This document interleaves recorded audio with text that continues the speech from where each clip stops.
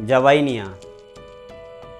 अभी हम एक दो दिनों से जब भी इंस्टा रील स्क्रॉल कर रहे हैं तो हमें यह नाम बार बार हर बार सुनने को मिल रहा है, जिसके पीछे का रीजन है यहाँ पर आया बाढ़, जिसमें इस गांव के कुल 40 से भी ज़्यादा घर बह गए। लेकिन अचानक से इस गांव पर प्रकृति का ऐसा कहर क्यों बरसा, चलिए जानते हैं।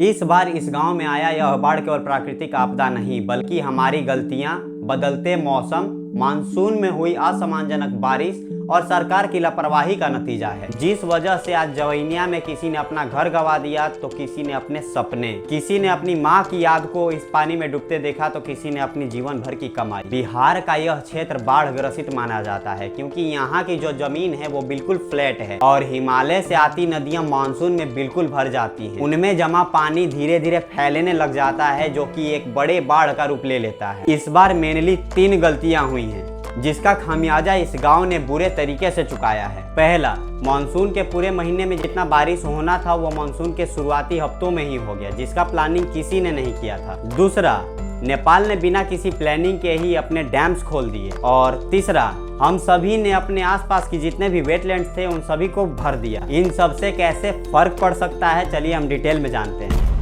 हम सभी ने अपने आसपास के जितने भी वेटलैंड्स थे, जैसे नहर, तालाब और बड़े गड्ढे, उन सभी को घर या दुकान बनाने के लिए भर दिया। वे सभी वेटलैंड्स मानसून के समय में बारिश के पानी से अंडरग्राउंड वाटर को हील करने में काम करते थे, जिससे कि पानी का मात्रा कुछ जमीन के अंदर चला जाता था और जो भी बाढ़ का पानी होता था वो अपने तक सीमित रखते थे। लेकिन बाढ़ जब ज्यादा प्रचंड होता था तो वो कुछ ही क्षति पहुंचा पाता था इन वेटलैंड्स की मदद से। हिमालय की टेक्टोनिक प्लेट्स अपलिफ्ट हुई हैं, जिस वजह से नदियों की गहराई कम हो गई और यही सेम सिचुएशन नेपाल में भी हुआ, जिस वजह से उनके डैम में समय से पहले ही पानी भर गया और उन्होंने बिना प्लानिंग के ही अपने डैम्स खोल दिए। उस समय तक जो नदियां एकदम आराम से बह रही थी उन्होंने अपना रौद्र रूप ले लिया, जिसका परिणाम आज हम जवैनिया के रूप में देख रहे हैं। अब हमें क्या करना चाहिए?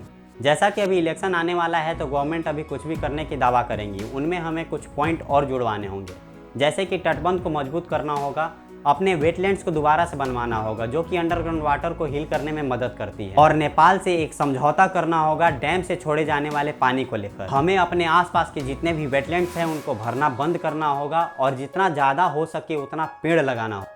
और अगर हम नहीं सुधरेंगे और सरकार अगर एक्शन नहीं लेती है तो यह दर्द हर साल बढ़ता जाएगा। इस साल यह दर्द हमें जवैनिया गांव के रूप में मिला है तो अगले साल कोई और गांव भी हो सकता है। और जवैनिया में हो रहे लगातार बर्बादी को रोकने के लिए गवर्नमेंट को कोई एक्शन जल्द ही लेना चाहिए। और उस गांव में जिन लोगों ने भी अपना घर खोया है या फिर जो भी नुकसान हुआ है उन लोगों के लिए गवर्नमेंट को फाइनेंशियली सपोर्ट करना चाहिए, जिससे वो लोग वहाँ से पलायन न करें, क्योंकि आप लोग भी देख रहे होंगे कि वहाँ से लगातार लोग कहीं और जाने के लिए पलायन कर रहे हैं। और जितना हो सके आप लोग इस वीडियो को शेयर करिए, क्योंकि जितना ज़्यादा लोग इस गांव के बारे में जानेंगे उन गांव वालों के लिए उतना ही ज़्यादा हेल्प होगा।